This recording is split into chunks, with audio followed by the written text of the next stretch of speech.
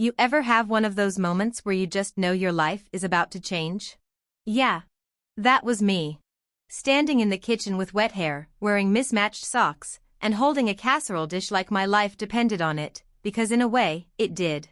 I'd just pulled my famous spinach lasagna out of the oven, yes, the one with the crispy cheese edges, and I was humming along to Adele like the unbothered wife I thought I was. My husband, Ethan, was supposed to be home from his trip in time for dinner. I'd even lit the nice candles. You know, the ones you only use when you're trying to prove to yourself that everything is fine. But the universe? Oh, she had jokes that day. My phone buzzed. Not with a call. With a notification. A screenshot from my best friend Megan, followed by just 3 words, "You seeing this?" Now, when your best friend sends you a message like that, it's never about a new dress or a funny meme. My stomach dropped. I opened the image. It was Ethan. Smiling. Arm around a woman. Not me. Not even someone who looked like me. And the worst part? He wasn't just smiling. He looked relaxed. Happy. The kind of happy I hadn't seen on his face in months. Location tag? Marriott Downtown Spa, couples weekend 2 hearts couples. Weekend. I stared at that screenshot like it might rearrange itself into something more innocent if I blinked hard enough. Like maybe she was his cousin. Or maybe this was an ad and he just happened to look like the actor in it. Yeah. No. Because then I saw the date. It was taken yesterday. The same day he told me he was delayed in Dallas for a work conference. You know that moment when your heart doesn't break all at once, but peels away in layers? That's what it felt like. Like realizing the cake you spent hours baking has salt instead of sugar. You don't taste it right away, but once you do, it's unmistakable. And it ruins everything. I called Megan. She didn't say hello. Just, "So, do you want me to key his car, or are we going full Lifetime movie with it?" I laughed, because otherwise I'd cry. "Not yet," I said. "Let's gather data first. Because see, I'm not the type to scream and throw things. No. I'm the type to document. To strategize. I had played Wife of the Year for nearly 7 years, and if I was about to be humiliated, I was going to make damn sure he regretted every second of it. I opened our shared calendar. Guess what I found? A recurring event every second weekend of the month. Client relations offsite. I'd never questioned it. He worked in real estate. These things happened. But now I saw it for what it was, a scheduled lie. Polished. Predictable. Like a recurring payment on betrayal. I went into our joint bank account. Because nothing says cheating amateur like using the same credit card you split a Netflix subscription on. Guess what else I found? A charge for $389. Spa treatment. Room service. 2 champagne flutes in the photo. And just like that, I wasn't shocked anymore. I was angry. Deep, bone-level angry. Not just at Ethan, but at myself for not seeing it. For brushing off the late nights. The business trips. The suddenly locked phone. The way he had stopped asking me about my day and started looking through me like I was background noise. But I wasn't noise. I was the one who picked him up when his first business failed. The one who typed his first investor pitch while he cried into a coffee mug. The one who paid the mortgage that year he found himself. And now, I was going to be the one who finished the story. My way. No more casseroles. No more candles. And certainly no more pretending. I poured a glass of wine, opened a new folder on my desktop, and titled it, Ethan's Greatest Hits, A Betrayal Timeline. Because sweetheart, if you're going to lie to your wife, maybe don't underestimate the woman who once organized an entire company's bankruptcy filing in a color-coded spreadsheet. And you better believe I've got tabs. Okay, so let's recap. By the time I finished my second glass of wine and renamed Ethan's calendar events from Client Relations Offsite to Cheaters R Us Monthly Meetup, I had moved past denial, skirted rage, and landed squarely in strategy mode. I wasn't just hurt. I was activated. That night, I did what every woman with a laptop, Wi-Fi, and a broken heart has done since the dawn of Google. I investigated. And honey? I uncovered enough dirt to start a compost business. Let me paint the picture for you. Remember that spa weekend? I found the full itinerary, thank you, Confirmation emails synced to our shared inbox that he clearly forgot to disconnect. Breakfast for two. Couples massage. Rose petals on the bed. Seriously, Ethan? Rose petals? What is this, a Hallmark movie for cheaters? And the cherry on top? A little note I found in the reservation. Surprise her with the champagne package when you arrive. She loved it last time. Last time. Oh, so this wasn't even her first rodeo. Interesting. I forwarded the email to myself, along with screenshots of everything. Hotel bills. Dinner reservations. His adorable little text to her, calling her my sanctuary. Barf. Then I opened a folder on my Google Drive titled The Divorce Files. Because if Ethan thought I was going to cry in the shower and let him walk away with the house and my dignity? Oh, baby. No. Megan, my best friend, showed up the next morning with coffee, snacks, and the kind of look that said let's burn it down. She's the kind of friend who already had a printout of Ethan's mistress's LinkedIn profile before I could even say the word spa. Her name's Lila, she said, scrolling through her phone. Marketing coordinator. Loves yoga, overpriced juice, and, get this, posting inspirational quotes about truth and authenticity on Instagram. I nearly choked on my croissant. You're telling me the woman sleeping with my husband is out here quoting Brené Brown? Girl, she's got a pin story highlight called Vibes Only. I blacked out for a second from secondhand embarrassment. But once I recovered, I had a revelation. If this woman was so public with her self-love crusade, maybe she'd left some breadcrumbs. And boy, did she ever. Thanks to Megan's dark internet wizardry and a little innocent stalking, don't judge me, judge the cheaters, we found a photo of Ethan and Lila at a vineyard. Her caption? Cheers to the man who makes me believe in magic again. Wine glass sparkles #soul connection #divine union ugh. The location tag? Stone Hollow Winery. That's an hour from our house. The same weekend Ethan told me he was volunteering at a veterans charity golf event. At this point, I didn't even feel sad anymore. I felt like I was watching a very dumb, very low-budget soap opera, one where the villain can't spell discretion and the hero's about to start printing receipts. And then, this is the part that nearly made me spit my coffee across the room, I saw my earrings. In her photo. The tiny gold hoops my mother gave me. The ones I had worn to our anniversary dinner. She was wearing my earrings. Oh, it's personal now, I said, staring at my phone like it owed me child support. That afternoon, while Ethan was still traveling for work, I decided to play it cool. I cooked dinner. Fed the dog. Cleaned the kitchen while plotting his psychological destruction. When he finally walked in, tie loose, suitcase in hand, I smiled. I asked him how the trip was. He gave me some generic babble about meetings and hotel food. I offered him a glass of wine. He took it. And as he sipped it, I said calmly, how was the champagne at Stone Hollow? He choked. Like, physically. Eyes widened. Glass nearly fell out of his hand. For a moment, I swear the man's soul left his body. What?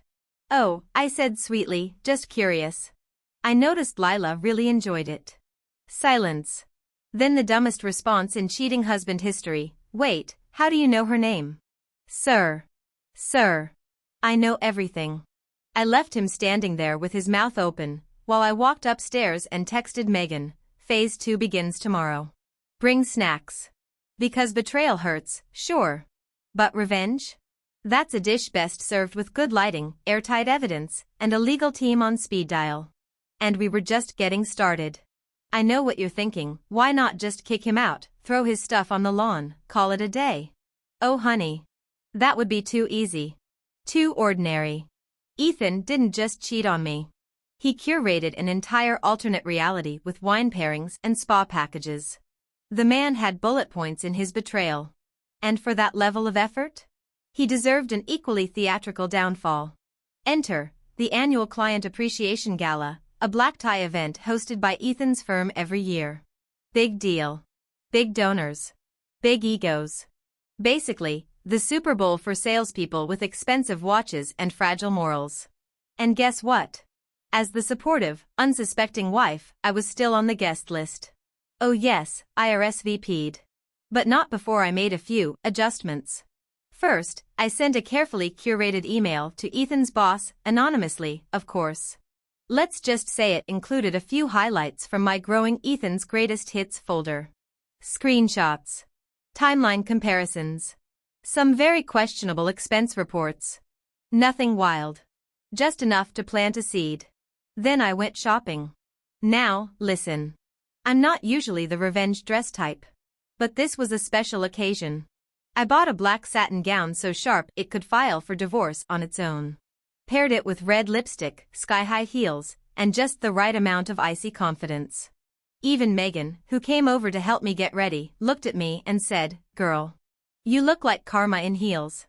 Exactly the vibe. As we pulled up to the hotel ballroom that night, Ethan was already there. He hadn't texted me all day, which was suspicious considering how he usually hovered around big work events like a politician with a shaky poll rating.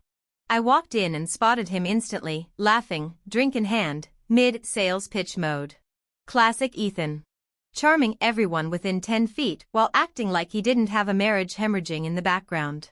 Until he saw me. And oh, the panic in his eyes.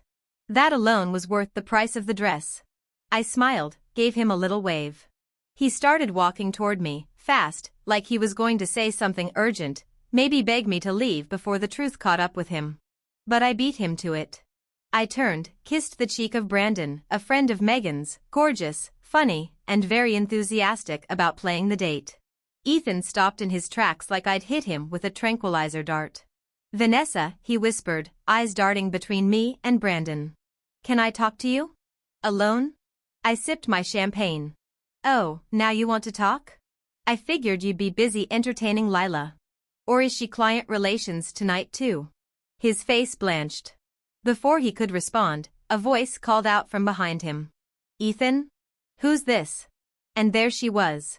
Lila in full glam, strapless gown, clueless smile, and the audacity of a woman who thought she was the main character. Ethan looked like he was about to faint. I turned to her and extended my hand. "Hi, I'm Vanessa. Ethan's wife. Still wife, technically. But I imagine you knew that already." Lila blinked like someone had unplugged her brain. I thought you were divorced." I laughed. "You'd be amazed how often men say that while still legally, emotionally, and financially committed." Cue silence. The kind that vibrates. The kind people feel in their molars. Behind us, Ethan's boss, who had received my anonymous email, was standing just close enough to hear every word. Because I may or may not have timed our dramatic exchange right in front of the open bar where the senior partners gather like pigeons near breadcrumbs. The boss cleared his throat. "Ethan," he said carefully, "perhaps we should have a conversation. In my office. Monday morning." Translation? "You're cooked, my dude." I turned to Brandon, looped my arm through his, and said, "Well, this has been delightful. Shall we, darling?" As we walked away, I heard Lila hiss, "You told me she knew." "You said," I didn't hear the rest. Because I didn't care. I had walked into that ballroom with nothing but receipts, lipstick, and righteous fury, and walked out with Ethan's carefully crafted double life starting to crumble behind me. Revenge wasn't just served. It was plated, garnished, and delivered with a side of corporate ruin. Okay. So here we are. Ethan's face is still probably frozen in that tragic mix of panic and betrayal from the gala, a beautiful memory, honestly, but while he was busy damage controlling his social downfall, I was busy working on the financial finale. See, catching a cheater is one thing. But outmaneuvering one in divorce court? That takes finesse.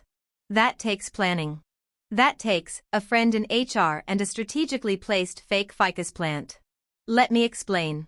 After the gala, I took a few days to let things settle, let Ethan wonder if I was going to file for divorce, burn his suits, or go full Fatal Attraction. Spoiler, I was going for option 4, none of the above and something far smarter. Then I called Maya, my ex-colleague and still close friend who works at Ethan's firm. Maya's the kind of woman who knows exactly where the bodies are buried, and she owed me one after I covered for her disastrous date with a guy who thought a karaoke duet counted as foreplay. She called me back in 20 minutes. "Vanessa," she whispered, "you're going to want to sit down." And that's when she told me about the clause. Apparently, Ethan had been padding his expense reports for years. Fancy client dinners that were actually dinners with Lila. Hotel bookings for investors that just happened to match their weekend trysts. All of it billed to the company like he was a martyr for capitalism. Here's the kicker, his contract had a very specific ethics clause. If he was found guilty of moral misconduct resulting in reputational damage, yep, that exact wording, his severance package would be void.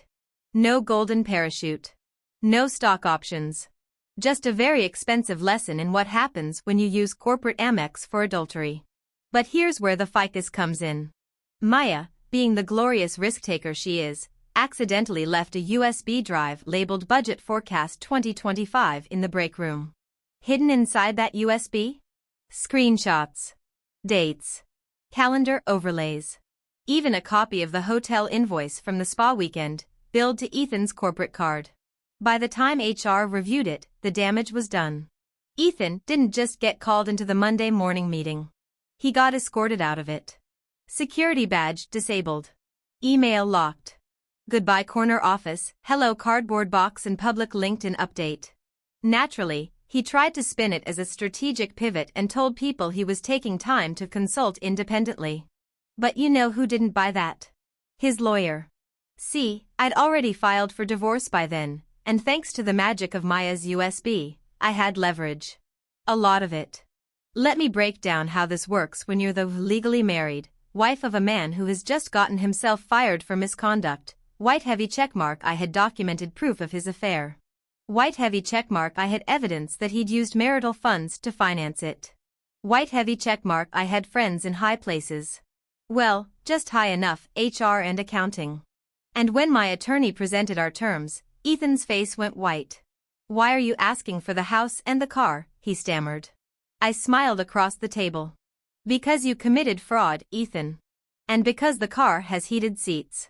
Listen, I wasn't trying to ruin his life, I was just making sure it reflected his choices. I walked away with the house, yes, the one he wanted to move Lila into, Faudacity, meet consequences, the car, because comfort matters when you're rising from the ashes, 60% of our joint assets, and full ownership of the rescue dog he claimed he was allergic to. Buddy's been sleeping in my bed every night since. Lila, by the way, moved in with him briefly until she found out he wasn't just unemployed, but deeply in debt thanks to some creative bookkeeping. She ghosted him like a bad Tinder date. Last I heard, he's living in a studio apartment over a dry cleaner, trying to become a business coach on YouTube. And me? Well, let's just say I've been sleeping better. You know that feeling when you think the storm has passed? Like, okay, the tornado blew your life apart, but now you've got a broom, a playlist, and a plan? That was me, post-divorce, house freshly reclaimed, wine rack restocked, and therapy booked on Tuesdays. I was on the upswing. I even caught myself humming while folding laundry. Humming. Me. Like some character in a detergent commercial, but with better eyebrows. And then, the letter came. No fanfare. No warning. Just a plain envelope with my name on it, tucked between a Pottery Barn catalog and a coupon for teeth whitening. The return address? A law firm I didn't recognize. I sat down at the kitchen counter, slowly opened it, and read the first line. This letter is being sent in accordance with the terms of the estate of Mr. Wallace N. Green. I blinked. Wallace Green? That was Ethan's uncle. Some reclusive, sharp-tongued millionaire who always wore boat shoes, even on land, and once told me I had a good jawline for a woman in finance. Which was both confusing and, weirdly, the nicest thing he ever said to me. Uncle Wallace passed away 6 months ago. Ethan went to the funeral alone. Said it would just be family. Apparently, it wasn't just family, because I was about to inherit something. I read on. As outlined in the 2019 amendment to his will, you, Vanessa Caldwell, are to receive the sum of $100,000 and a 25% share in the Green family lake property, located in Vermont, contingent on the fulfillment of the conditions outlined herein. Hold up. $100,000? And lakefront property? From the man who once asked if I was one of those gluten-free wives? There had to be a mistake. I flipped to the second page. That's when things got spicy. In a handwritten codicil dated November 3, 2019, Mr. Green expressed his belief that you were the only sane person at last year's Thanksgiving, and noted your uncanny ability to call out nonsense with surgical precision. I swear I blacked out laughing for a full 30 seconds. That Thanksgiving? That was the one where Ethan tried to explain Bitcoin to a 78-year-old man who owned gold bars and literally said, "Paper money is already a scam." I had spent most of the night sipping wine and silently mouthing "I'm sorry" to the hostess. Apparently, Uncle Wallace noticed. But then, I kept reading. It has come to our attention that Mr. Ethan Caldwell was unaware of this amendment. He believed himself to be the sole inheritor of the Vermont property. He has contested the distribution. I nearly dropped the paper. Excuse me? The man who cheated, lied, and lost the house now wanted to fight me for a cabin I didn't even know I owned until 3 minutes ago? I texted Megan immediately. You are not going to believe this. Megan, is this about the lake house? Me, how do you already know? Megan, girl. Ethan's been rage posting on LinkedIn about family betrayal and unexpected asset division. I thought he was mad about his beard trimmer. But apparently, it's you. And suddenly, it all made sense. This wasn't about the cabin. Or the money. This was about control. Ethan couldn't stand the idea that I came out ahead. That even the crankiest member of his family saw me as more deserving than him. That I had walked through the fire in heels and come out with a deed to the family's sacred fishing cabin. So what did I do? I drove to Vermont, of course. Because I needed to see it with my own eyes. The cabin. The lake. The piece of land this man was frothing at the mouth to claim, despite the fact that he's allergic to mosquitoes and thinks roughing it means no valet parking. And when I got there? It was beautiful.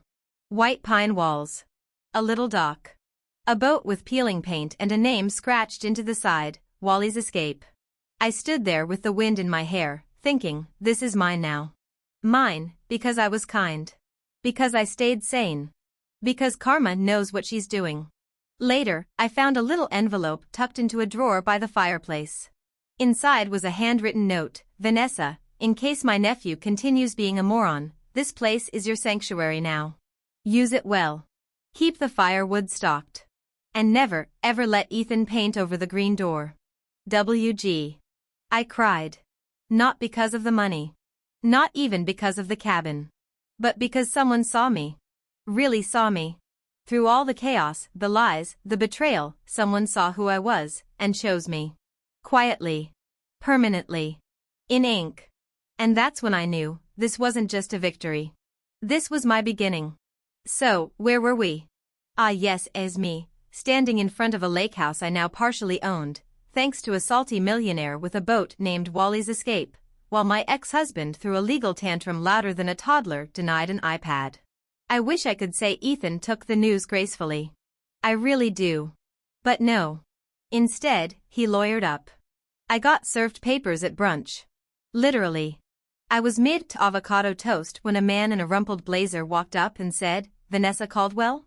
I wiped hollandaise off my fingers and said, "Depends. Are you delivering mimosas or mayhem?" "Ma'am," he said, "clearly not paid enough for this, you're being sued." Sued.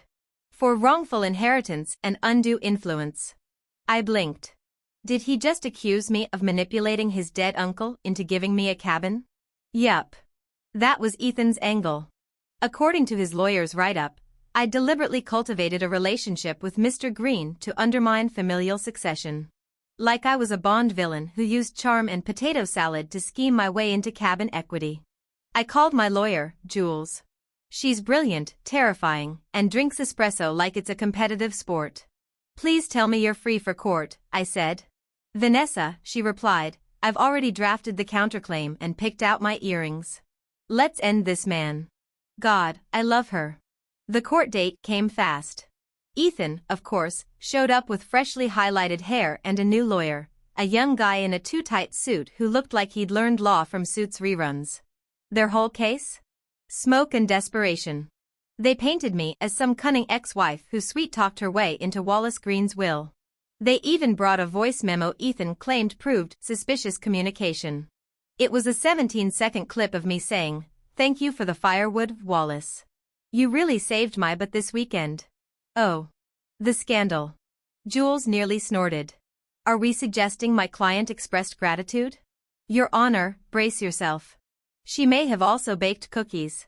We were winning. The judge was skeptical. I was cool as a cucumber dipped in petty satisfaction. And then, right before we were about to wrap up, a hand went up in the back of the courtroom. A woman stood. Mid-40s, stylish, with the kind of presence that made everyone sit up a little straighter. Your Honor, she said, I request to speak as a witness.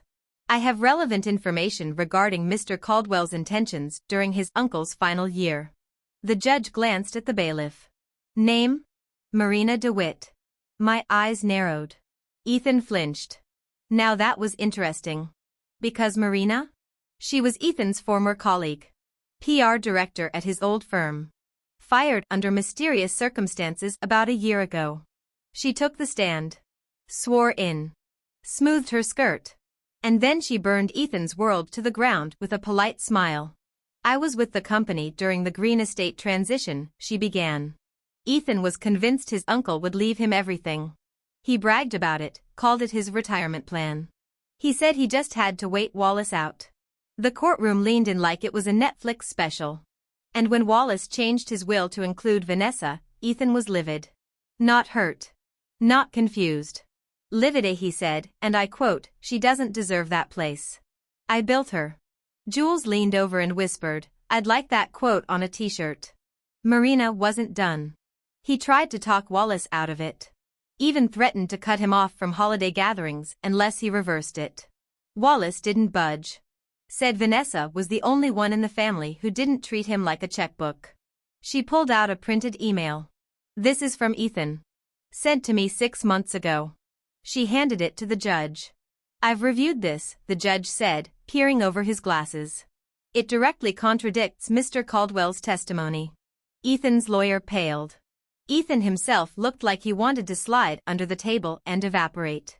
And me? I sat back, crossed my legs, and smiled like a woman whose espresso-sipping attorney was about to win her a cabin and a nice chunk of hush money damages.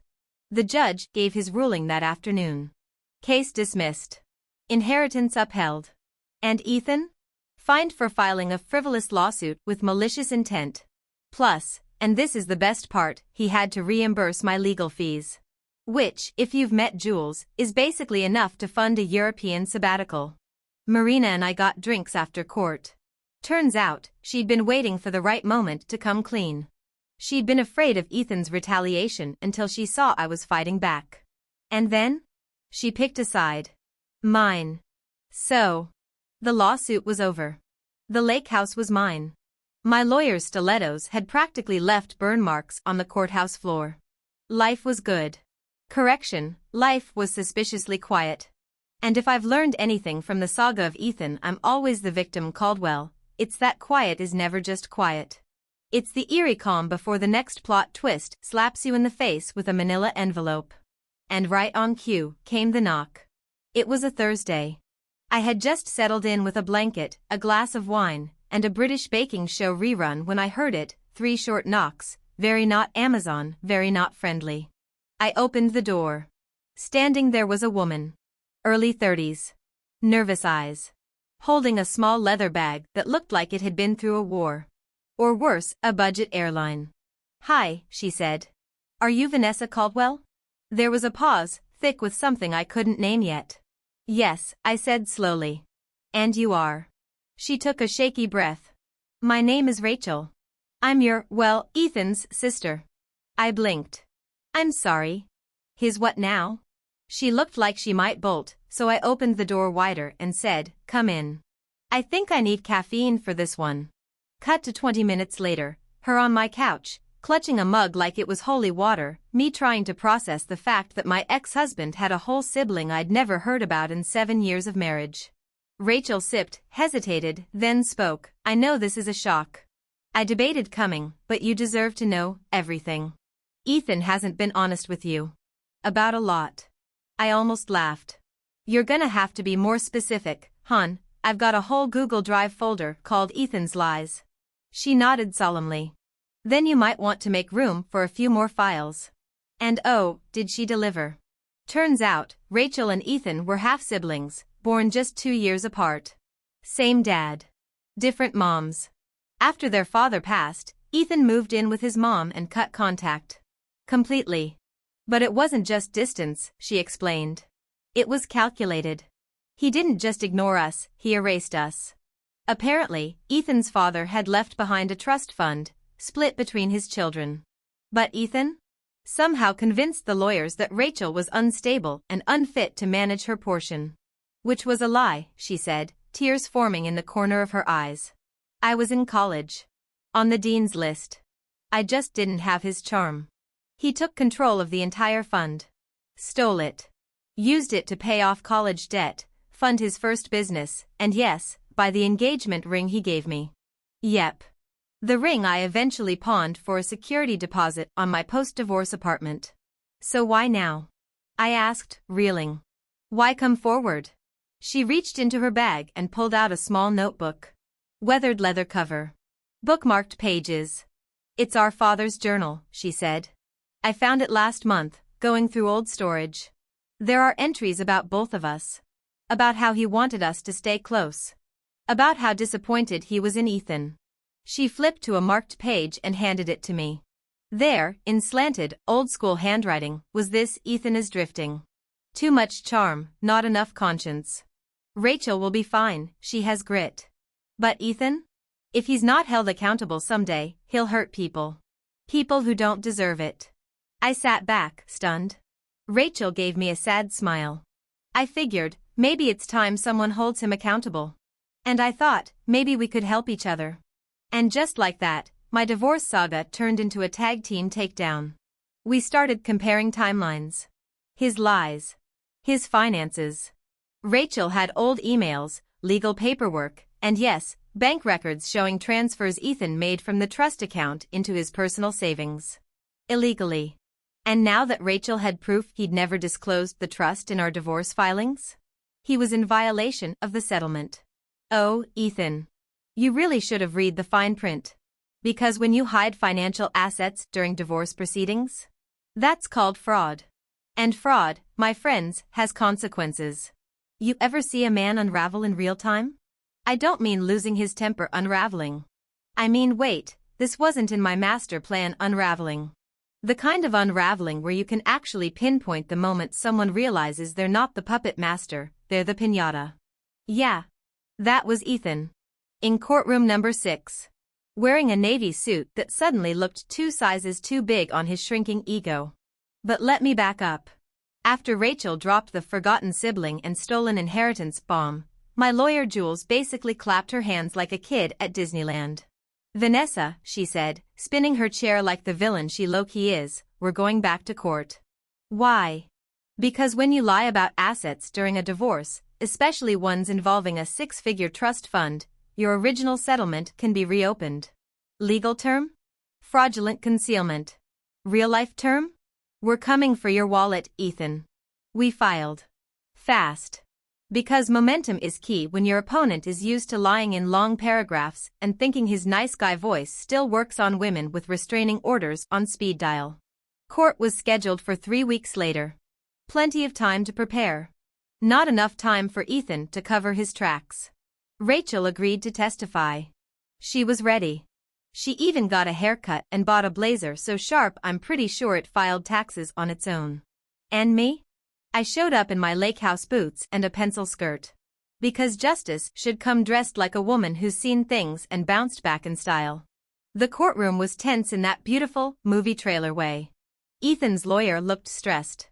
Probably because Ethan kept whispering to him like a man begging his GPS to reroute off a cliff. Jules stood up. Calm. Poised. Smiling like a lioness who already sees the antelope limping. Your Honor, she began, our case today is not about a failed marriage. It's about a deliberate attempt to manipulate the legal system, to rob my client of what she was rightfully owed, and to deprive another innocent party of her inheritance. She gestured to Rachel, sitting beside me like a co-pilot in a very classy plane crash. Then she pulled out Exhibit A, a full financial report, complete with the missing trust fund, the forged expense filings, and Ethan's banking habits that read like a season of Dateline. Then, the journal. The late father's words. That courtroom went quiet enough to hear Ethan's career prospects evaporating. Ethan's lawyer tried, bless his heart. Claimed Ethan forgot the fund, that it was irrelevant to the divorce, that emotions ran high. Oh, sweetie. We came with documents. Then Rachel took the stand. She was steady. Graceful. A perfect storm of truth and poise. She told the story of their father. The trust. The emails. How Ethan manipulated her into signing control over when she was 21 and still trusting people who shared DNA with her. He promised it was temporary, she said, her voice soft but clear. That he'd help me invest it. Instead, he used it for himself. And never looked back. The judge nodded, scribbled something. Looked straight at Ethan. Mr. Caldwell, do you have anything to say in response? Ethan stood. And said the absolute worst thing possible. This feels like a coordinated attack. A vendetta by two bitter women who are jealous of my success. You could hear a collective inhale from the gallery.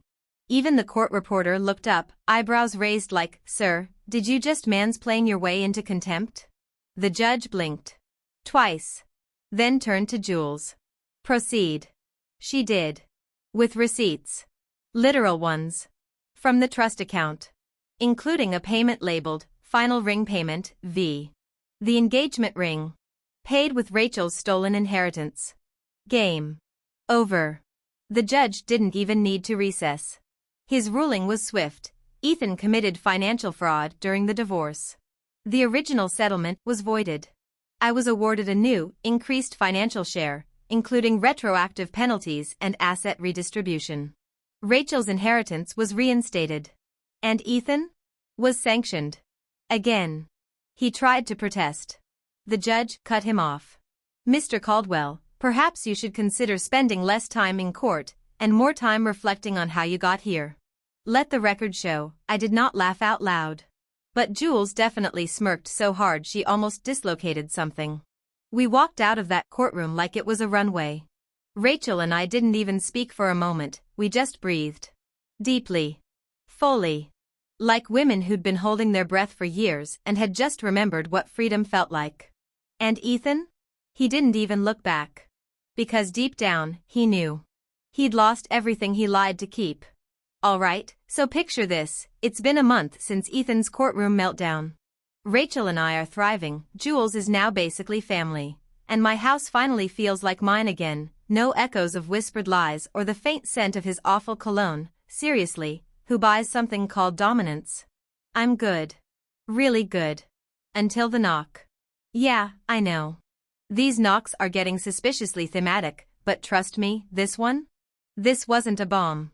This was a ripple. I opened the door, expecting a package, or maybe Megan popping by with emergency donuts. Instead, there he was. Nick.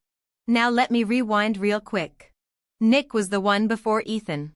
The ex that left quietly, respectfully, and maybe too soon. We dated in our late 20s, broke up because of timing, aka, I wanted a mortgage, he wanted to live out of a van and find himself, which, okay, relatable but also, no plumbing? We hadn't spoken in years. He moved west. I moved on. Then suddenly, here he was. On my doorstep, holding 2 coffees like he hadn't just dropped out of a decade-long time capsule. I stared at him. Hi, he said, offering a sheepish smile. Before you slam the door, these are from Brewhaven. Still your favorite? I looked at the cups. Brewhaven was a tiny local cafe that spelled everyone's name wrong, but made a mocha that could raise the dead. He remembered. Are you here to sell me essential oils? I asked, eyeing him. He laughed. No.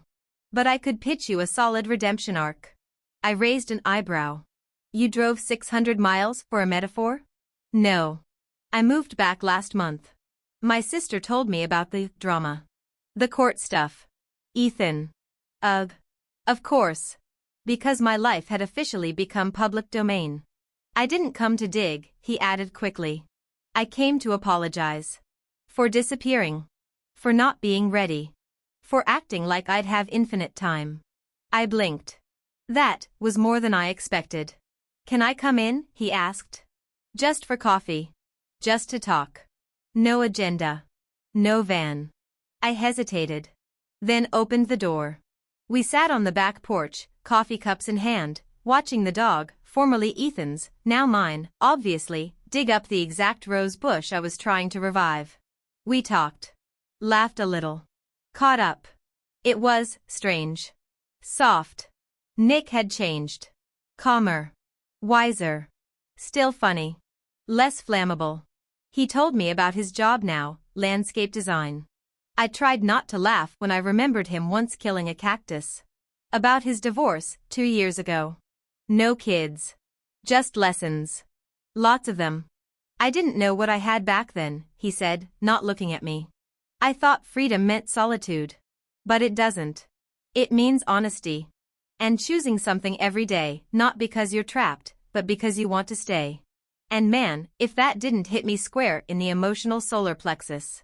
Here's the thing. I wasn't sitting there imagining wedding bells and shared Spotify playlists. I wasn't even thinking about the future. I was thinking about how different it felt to be seen without being used. Nick didn't need saving. He wasn't here to fix me or be fixed. He was just present. And that felt like a miracle. Before he left, he said, no pressure. No expectations. Just, if you ever want to grab dinner, or yell about taxes, or co-parent that dog, you've got my number. He smiled. Left the second coffee. And walked away. And I just stood there on the porch, holding that cup like it was a love letter in cardboard form. That night, I didn't text him. Didn't make any grand decisions. I just sat by the fire, journaled for the first time in months, and realized something simple but life-altering. I'm not rebuilding. I'm reclaiming. Not just the house. Not just the money. But me. This is it. The final chapter. Not of my life, oh no, we're just getting started, but of the Ethan saga. Of the betrayal, the legal warfare, the truth grenades lobbed over conference tables and family secrets dug up like buried landmines. The end of that story. And the start of mine. It began, oddly enough, with a message. Not from Ethan, thankfully, he was still licking his wounds and trying to sell NFTs of motivational quotes or something. This message came from Grandma Eileen, his grandmother. A woman I hadn't heard from since before the divorce, who once gave me her chocolate chip cookie recipe and called me a keeper. Her message? Vanessa. I heard everything. And I'm sorry. He's not who I raised. But you've always been family. Would you come visit me? I have something for you. So I did. Because I'm not made of stone, and because Eileen made brownies that defied logic and the food pyramid. She greeted me with the same warm hug she used to give me when Ethan forgot to pick me up from the airport. Her hands were shaky, but her spirit? Steel. We sat on her floral couch, which hadn't changed since 1992, and she handed me a dusty envelope. Inside, a letter. From Wallace Green. The uncle. The boat shoes philosopher. The man who gave me the lake house, the money, the revenge spark I didn't know I needed. The letter was dated just weeks before he died. It wasn't long. But it broke me open. Vanessa, if you're reading this, I've gone ahead and made some decisions. The family may not understand, but I do. You were kind when no one was watching. Smart when others were being loud. You have a fire in you, but you use it to build, not burn. I've seen Ethan's mask slip more times than I can count. He plays a part. You lived the truth. This cabin? It's a gift. But also a reminder. You were never meant to play second fiddle in someone else's life. You're the whole damn symphony. Use this place to rest. To dream. To rediscover what you want. And when you do, don't apologize for it. W.G. Reader, I cried. Not the ugly, gasping, carpet-staining sobs I'd had the night I found out about Lila. This was cleansing. Healing. Like every part of me that had been ignored, underestimated, or quietly erased was suddenly seen. That weekend, I stayed at the cabin. I unplugged. I hiked. I read an entire book without checking my phone. And then, on the second morning, I sat on the deck with a mug of strong coffee and opened my laptop. Not to stalk Ethan's latest flop. Not to scroll social media. But to start something. I'd always wanted to write. Stories, essays, the things I never said out loud but always carried inside. So I started. One sentence. Then another. A blog. Nothing fancy. Just honest. Funny, sharp, vulnerable, like me. I called it Unfolded Napkins. Because that's where it all happened, napkins under wine glasses during hard talks, scribbled notes during court, tear stains at 2 a.m., and yes, that final courtroom espresso that tasted like freedom. And guess what? People read it. They shared it. They reached out. And suddenly, I wasn't just a woman with a story. I was a woman telling it. And owning it.